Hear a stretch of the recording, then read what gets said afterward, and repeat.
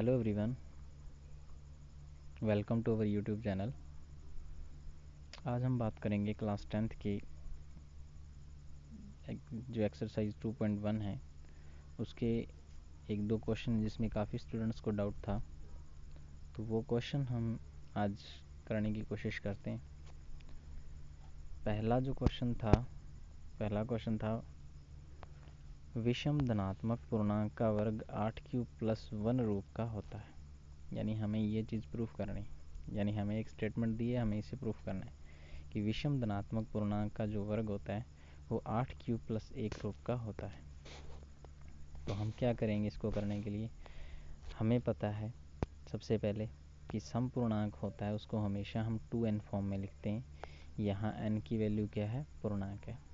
पूर्णांक का मतलब वो कैसा भी पूर्णांक हो सकता है, पॉजिटिव भी और नेगेटिव भी। और विषम धनात्मक पूर्णांक का मतलब क्या हो गया कि सम में अगर एक जोड़ दें, विषम का मतलब कि सम में एक अगर जोड़ोगे तो विषम पूर्णांक बनेगा। जैसे ये 2n क्या था? सम था। n की वैल्यू कुछ भी रखो, n की वैल्यू 1 रखी तो 2 × 1 क्या बनेगा? 2। ये भी एक सम है। 2 रखो, 2 दूनी 4, तो भी ये क्या है? एक सम संख्या है। तो 2n हमेशा सम पूर्णांक है। जब इसमें एक जोड़ देंगे तो ये क्या हो जाएगा? विषम पूर्णांक।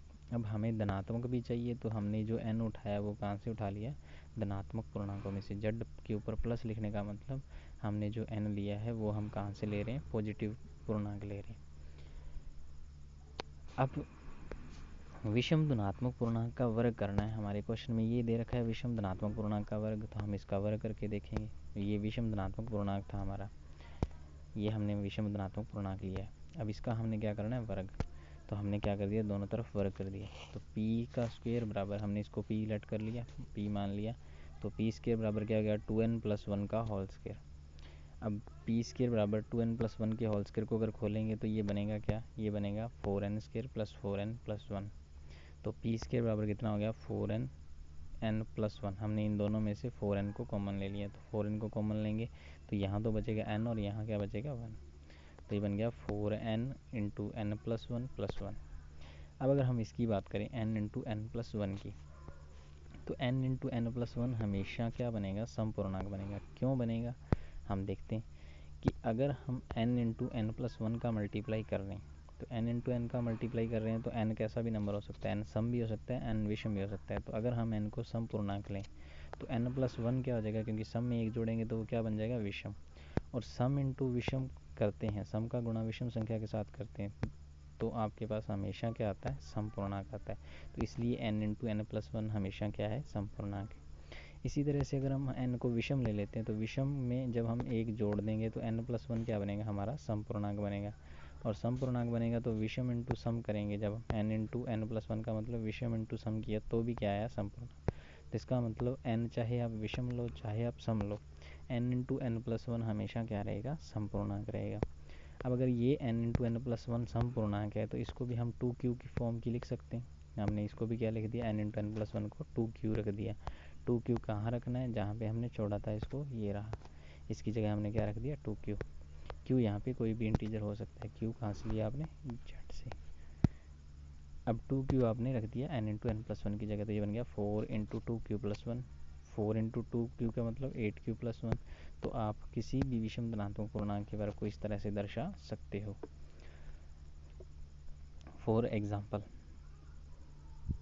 अगर हम q की वैल्यू 1 रखें, q की वैल्यू 1 रखने का मतलब 8q + 1 कितना आ जाएगा? 8 + 1 बराबर 9। तो 9 किसका वर्ग होता है? 3 का। 3 क्या है? विषम धनात्मक पूर्णांक।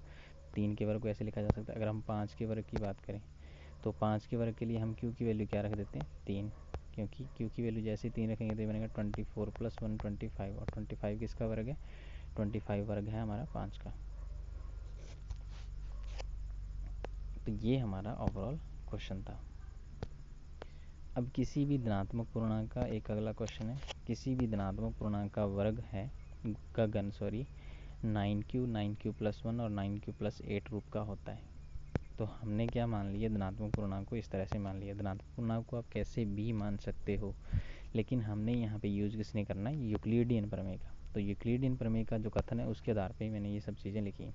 धनात्मक पूर्णांक को इस यूक्लिडियन प्रमेय में किसी भी रूप में माना जा सकता है। हमें यहाँ घन को 3 संख्याओं के रूप में व्यक्त करना है, इसलिए हमने धनात्मक पूर्णांक को किस में ले लिया, 3m, 3m+1, 3m+2 रूप में माना। इससे सभी धनात्मक पूर्णांक बनाए जा सकते हैं। 3m, 3m+1, 3m+2, इससे आप सभी धनात्मक पूर्णांकों को बना सकते हो। जैसे हम क्या रख देते हैं, m की जगह 1 रख देते हैं। m की जगह 1 रखते हैं तो ये क्या बनता है 3, और ये बन जाएगा 4, और ये बन जाएगा 5।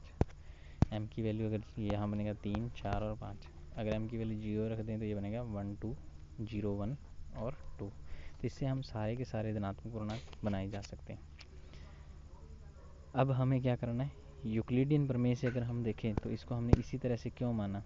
तो यूक्लिडियन प्रमेय होती है, उसमें क्या होता है, यूक्लिडियन प्रमेय में हम इस तरह से, जैसे हमने एक एग्जांपल लिया कि 8 को आप 3 से डिवाइड करते हो तो 3 यहाँ पे क्या है भाजक, 8 यहाँ पे क्या है भाज्य है, और 2 यहाँ पे क्या है भागफल। जब हम डिवाइड करते हैं तो हमारा 2 क्या बन जाता है, शेषफल। तो 8 को हम इस तरह से लिख सकते हैं, 8 बराबर 3 × 2 + 2। यही यूक्लिडियन प्रमेय होती है कि किसी भी नंबर को आप इस तरह से डिवाइड करके लिख सकते हो। अगर आप p है, p को आपने किससे डिवाइड कर दिया, n से, तो ये इसका मान लो शेषफल, भागफल तो आया q और शेषफल आया r, तो हम इसको क्या लिख सकते हैं, p बराबर n³ + r। और r की वैल्यू कहाँ से कहाँ तक रहेगी, r की वैल्यू 0 से लेके n तक। 0 से लेके n का मतलब n यहाँ पे क्या है, जिससे आप भाग दे रहे हो, भाजक। तो यहाँ अगर 3 की बात करें, हमने 3 से भाग दिया तो हमने 3 नंबर मानने, तो 3 नंबर हम इस तरह से मानेंगे। 3 नंबर का मतलब अगर किसी भी संख्या को 3 से डिवाइड करो तो शेषफल के चांसेस कितने हैं, या तो 0 शेषफल आएगा, या 1 आएगा, या 2 आएगा। तो 3 शेषफल आ सकते हैं। तो इन्हीं 3 शेषफल के आधार पे हमने संख्याएं बना ली ये वाली। p बराबर 3m, p1 बराबर 3m+1 और p2 बराबर 3m+2। अब हमें इस धनात्मक पूर्णांक का क्या करना है, वर्ग। आप इसको किसी भी रूप में मान सकते हो, लेकिन क्वेश्चन हमारा जो डिमांड करता है हम उसी तरह से मानेंगे। इसमें हमने 3 संख्याओं के रूप में इसको व्यक्त करना है, इसलिए हमने इस तरह की संख्या मानी। अगर मान लो 2 संख्या होती तो हम इसको इस फॉर्म में भी मान सकते थे, 2m और 2m+1। 2 संख्याओं के रूप में प्रूफ करना होता तो हम इसको इस तरह से मानते। तो आप इसको किसी भी फॉर्म में मान सकते हो। अब हमने ये तीन संख्याओं के रूप में आंसर प्रूफ करना था, तो ये हमने 3 संख्याएं ले ली। p बराबर 3m, p1 बराबर 3m+1, p2 बराबर 3m+2। इसका मतलब क्या है, यूक्लिडियन प्रमेय का यूज़ क्या हुआ कि किसी भी संख्या को 3 से भाग देंगे तो ये 3 परिणाम हमारे पॉसिबल हैं। या तो वो संख्या 3m आएगी, या 3m+1 आएगी, या 3m+2 आएगी। इससे आप सारी संख्याएँ बना सकते हो। अब p को अगर हम 3m मानते हैं तो हमें क्या करना है, इसका घन करना है। घन करने का मतलब क्यूब कर दिया दोनों तरफ। क्यूब किया तो p³ बराबर कितना हो गया, p³ बराबर 27m³। 27m³ का मतलब p³ बराबर, इसको हम लिख सकते हैं 9 × 3m के क्यूब। तो p³ बराबर कितना हो गया, 9 × क्यूब। हमने 3m³ को क्या मान लिया, क्यू मान लिया। तो यहाँ p³ को हम किस रूप में लिख सकते हैं, 9³ के रूप में। क्यू की वैल्यू हमारे पास 3m³ रहेगी यहाँ पे। अब दूसरी संख्या लेते हैं। दूसरी संख्या हमने क्या मानी, 3m+1। इसका हमने क्यूब किया, क्यूब करने से हमने इसकी क्यूब खोल दी, तो क्यूब a+b का होल क्यूब का फॉर्मूला लग जाएगा। a+b का होल क्यूब का फॉर्मूला क्या होता है, a³ + 3ab a+b + b का होल क्यूब। तो हमने ये फार्मूला अप्लाई कर दिया। अब जब हमने फार्मूला अप्लाई किया तो ये बन गया p³ बराबर 27m³ + 9m 3m+1 + 1, और ये हो गया 27m³ + 27m² + 9m + 1। इसको हमने खोल दिया, 9m को कॉमन लिया तो ये बन गया 3m² + 3m + 1 + 1। ये हमारा ओवरऑल क्वेश्चन बना। अब हम इसको क्या मान लेते हैं, क्यू। तो इसको क्यू माना तो ये क्या बन जाता है, p³ बराबर 9³ + 1। अब तीसरी जो संख्या है हमारे पास p बराबर 3m+2, इसका हमने क्या करना है, क्यूब किया तो इसके क्यूब को खोलेंगे वही a+b के होल क्यूब के फार्मूला से। तो ये बनेगा 3m का क्यूब + 3 × 3m+2 3m+2 + 2 की क्यूब। जब हमने इसको खोल दिया तो ये बनेगा 27m³ + 18m 3m+2 + 8। तो 27m³ + 54m² + 36m + 8। इसमें से हमने 9 को क्या लिया, कॉमन। तो ये क्या बन गया, 3m³ + 6m² + 4m + 8। अब हम क्यूब किसको मान लेते हैं, इसको 3m³ + 6m² + 4m को। तो p³ क्या बनेगा, 9³ + 8।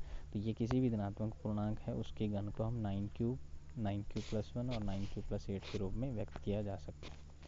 तो इस तरह से हम इसको करेंगे। इस क्वेश्चन को किसी भी रूप में आपसे पूछा जा सकता है, लेकिन आपकी बुक में इस तरह से दे रखा है तो आपने इसी तरीके से इसको करना है। तो ये आपका ओवरऑल क्वेश्चन थे ये दोनों। आप इसको देखो, समझो, 2-3 बार अगर आप करोगे तो आपको आराम से ये समझ आ जाएगा, माइंड में बैठ जाएगा। Thank you.